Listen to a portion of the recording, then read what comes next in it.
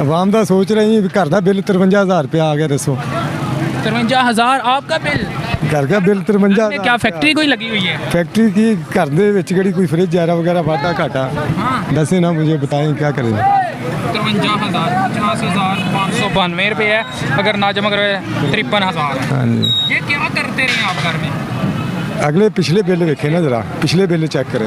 जी इतनी से 4 महीने पहला बिल चेक कर रहे, 5 महीने पहला बिल चेक कर ठीक रहे। है, लेकिन ये क्या सीन, क्या हुआ, क्या कोई समझ नहीं लग रही सानू तो, अपने आप की नहीं समझ लगती असी की करते। कनेक्शन किसी और को तो नहीं दिया? नहीं नहीं, किसी को भी नहीं दिया भाई 53,000 बिल आया है इनका। आप कितनी फैमिली क्या क्या चलाते हैं? कोई पंखा मेरे 3 बच्चे हैं, केड़े 2 बाहर रहते हैं, 1 बच्चा घर रहता है, मैं रहता हूँ बस।